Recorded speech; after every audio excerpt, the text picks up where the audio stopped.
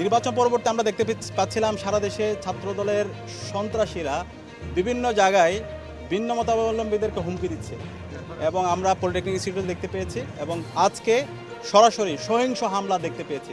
রাজধানীর ঢাকা পলিটেকনিক ইনস্টিটিউটের লতিফ ছাত্রাবাসে তুচ্ছ ঘটনাকে কেন্দ্র করে ছাত্রদল ও ছাত্র শিবিরের নেতাকর্মীদের মধ্যে সংঘর্ষের ঘটনা ঘটেছে।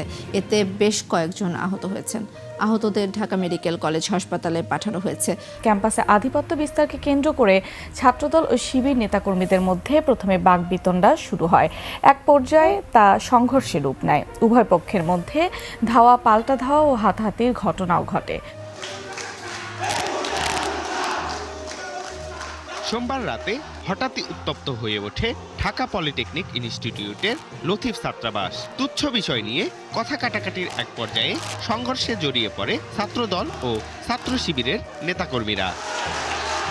প্রত্যক্ষদর্শীরা জানান, উভয় পক্ষের মধ্যে ধাওয়া পাল্টা ধাওয়ার ঘটনা ঘটে। এতে অন্তত বেশ কয়েকজন আহত হয়। পলিটেকনিকের প্রায় 16 জন শিক্ষার্থী মারাত্মকভাবে আহত হয়েছে। এখনও একজন শিক্ষার্থী সেন্সলেস অবস্থায় আছে এবং আরেকজন শিক্ষার্থী আপনারা কথা বলছেন তার মাথায় কীভাবে আঘাত করা হয়েছে আপনারা দেখেন। এভাবে অনেক শিক্ষার্থীদের উপর আঘাত হয়েছে। রুমে গিয়ে রামদা দিয়ে, দেশীয় অস্ত্র দিয়ে, হকি স্টিক দিয়ে, স্টাম্প দিয়ে নৃশংস কায়দায় রাতের অন্ধকারে হামলা করা হয়েছে। দর্শক যেখানে আছেন আশা করি ভালো আছেন। এই মুহূর্তে পাওয়া সবচেয়ে বড় ব্রেকিং নিউজ। আপনারা জানেন গতকাল মধ্যরাতে ঢাকা পলিটেকনিক ইনস্টিটিউটে ছাত্র শিবিরের উপরে ছাত্রদল হামলা করেছেন এবং এই হামলায় প্রায় 16 জন মানুষের অবস্থা খুবই আশঙ্কাজনক।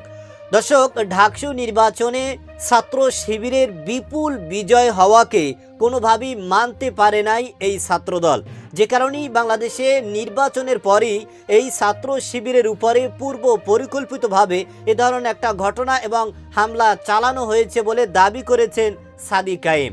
দর্শক, উপরের পর্যায়ে অর্থাৎ নবনির্বাচিত তারেক রহমানের নির্দেশেই এ ধরনের একটা অঘটন ঘটানো হয়েছে বলে অনেকে দাবি করেন। দর্শক, এ বিষয়ের কিছু অংশ ভিডিওর শুরুতে শিরোনামে আপনারা দেখেছেন, বিস্তারিত পুরো ভিডিও জুড়ে। তার আগে আমার একটা অনুরোধ, যারা আমার চ্যানেলে নতুন আসছেন চ্যানেলটি সাবস্ক্রাইব করে ওয়াল ক্লিক করে বেল আইকনটি বাজিয়ে দিন। দর্শক, চলুন দেখে আসি রাজনীতির মহলে কি হতে চলেছে এবং এই ঘটনায় মূলত কারা জড়িত এবং এর সূত্রপাত কোথায়, এর রহস্য কোথায় এবং এই ঘটনায় আসলে কারা দায়ী, ছাত্রদল নাকি ছাত্র শিবির, সেটা আপনারা পুরো ভিডিওটা দেখলেই বুঝতে পারবেন। দর্শক, ভিডিওটা অত্যন্ত গুরুত্বপূর্ণ, তাই ধৈর্য ধরে একটি লাইক এবং পুরো ভিডিওটা শেষ পর্যন্ত দেখতে থাকুন। মধ্যরাতে ছাত্রদল ও ছাত্র শিবিরের মধ্যে সংঘর্ষে ঢাকা পলিটেকনিক্যাল কলেজের 16 জন আহত হয়েছে। আহতদের ঢাকা মেডিকেল কলেজে ভর্তি করা হয়েছে। একজনের অবস্থা আশঙ্কাজনক বলে জানিয়েছেন চিকিৎসকরা। হামলার ঘটনায় প্রশাসন নীরব ভূমিকা পালন করছে বলে মন্তব্য করেছেন ডাকসু ভিপি সাদিক কায়েম। আজকে ঢাকা পলিটেকনিক ইনস্টিটিউটে ছাত্র দলের সন্ত্রাসী কর্তৃক শিবির এবং সাধারণ শিক্ষার্থীদের উপর যে ন্যাক্কারজনক হামলা হয়েছে, আমরা তার তীব্র নিন্দা ও প্রতিবাদ জানাচ্ছি। রমজান মাস একটা পবিত্র মাস। রমজান মাসে আমরা আশা করেছিলাম বাংলাদেশের ছাত্র সংগঠন, ছাত্রদল তারা দায়িত্বশীল আচরণ করবে। আমরা আশা করেছিলাম 12 ফেব্রুয়ারির পরে ক্যাম্পাসে গণতান্ত্রিক পরিবেশ নিশ্চিত হবে। জুলাই বিপ্লব পরবর্তী ক্যাম্পাসের মধ্যে একটা গণতান্ত্রিক পরিবেশ ছিল। প্রতিটি ক্যাম্পাসে শিক্ষার্থীদের কাছে ছাত্র সংগঠনগুলো তাদের আইডিয়াগুলো নিয়ে যাচ্ছিল। সুন্দর একটা গণতান্ত্রিক পরিবেশের মধ্যে দিয়ে আমরা যাচ্ছিলাম। নির্বাচন পরবর্তী আমরা দেখতে পাচ্ছিলাম সারা দেশে ছাত্রদলের সন্ত্রাসীরা বিভিন্ন জায়গায় ভিন্ন মতাবলম্বীদেরকে হুমকি দিচ্ছে এবং আমরা পলিটেকনিক ইনস্টিটিউট দেখতে পেয়েছি এবং আজকে সরাসরি সহিংস হামলা দেখতে পেয়েছি। পলিটেকনিকের প্রায় 16 জন শিক্ষার্থী মারাত্মকভাবে আহত হয়েছে। এখনও একজন শিক্ষার্থী সেন্সলেস অবস্থায় আছে এবং আরেকজন শিক্ষার্থী আপনারা কথা বলছেন তার মাথায় কীভাবে আঘাত করা হয়েছে আপনারা দেখেন। এভাবে অনেক শিক্ষার্থীদের উপর আঘাত হয়েছে।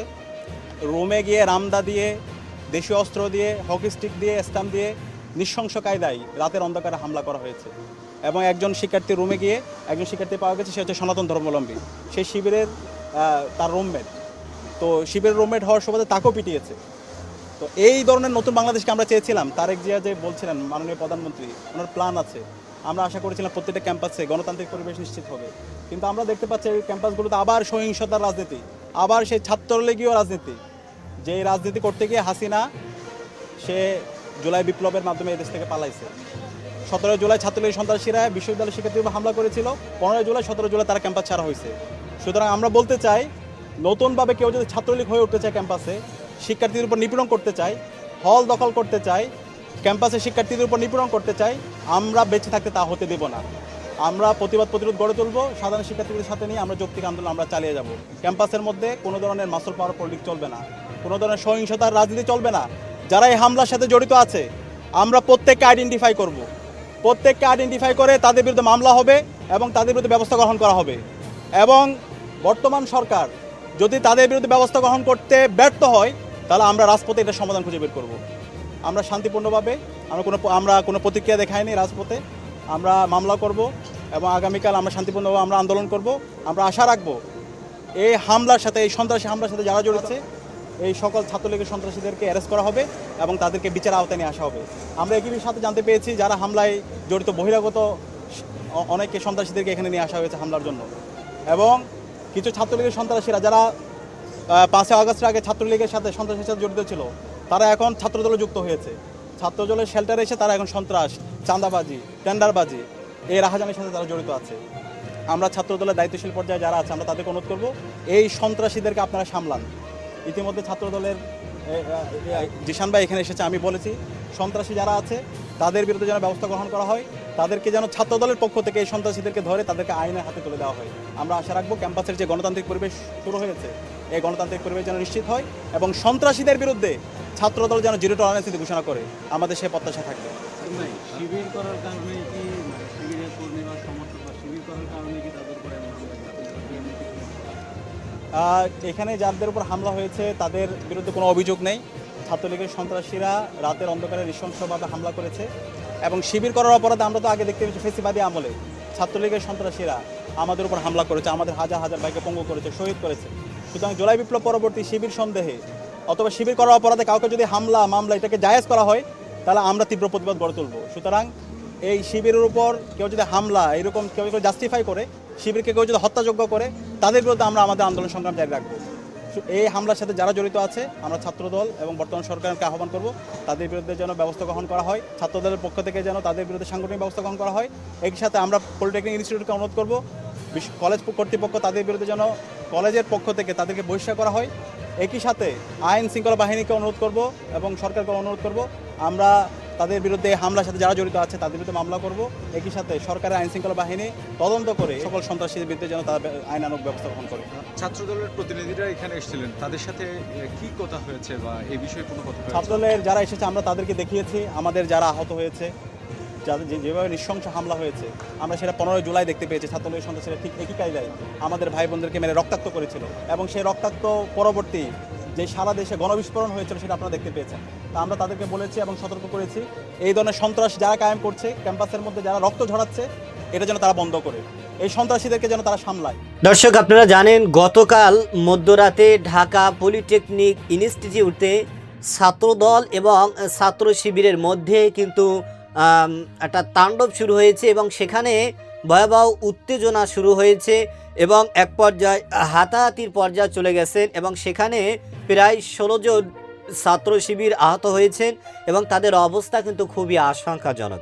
এবং আপনারা জানেন গণমাধ্যমে সাদিক কায়েম জানিয়েছেন যে ডাকসু নির্বাচনে বিপুল ভোটে যখন ছাত্র শিবির জয়লাভ করেছেন তখন থেকেই কিন্তু ছাত্রদল তাদের উপরে একটা টার্গেট এবং তাদের উপরে একটা ক্ষোভ রয়েছে এই ছাত্রদলের মধ্যে, যে কারণেই বাংলাদেশে নির্বাচনের পরেই এই ছাত্র শিবিরকে হুমকির মুখে এবং বিভিন্ন জায়গায় বাংলাদেশের বিভিন্ন জায়গায় এই ছাত্র শিবিরদেরকে তোপের মুখে পড়তে হয়েছে এবং বিভিন্নভাবে তাদেরকে উত্তেজনা এবং তাদের উপরে একটা অশান্তকর পরিবেশ সৃষ্টি করার পায়তারা করেছেন এই ছাত্রদল। তারই ধারাবাহিকতায় গতকাল এই ঢাকা পলিটেকনিক ইনস্টিটিউটে এই ছাত্র শিবিরের উপরে এই ধরনের একটা ঘটনা ঘটানো হয়েছে, একটা হামলা চালানো হয়েছে এবং সেখানে ভাঙচুর করা হয়েছে, যে কারণেই ছাত্র শিবিররা দাবি করেছেন যে সরকার, বর্তমানে মাননীয় যে সরকার রয়েছেন তিনি যদি অতি দ্রুত এটার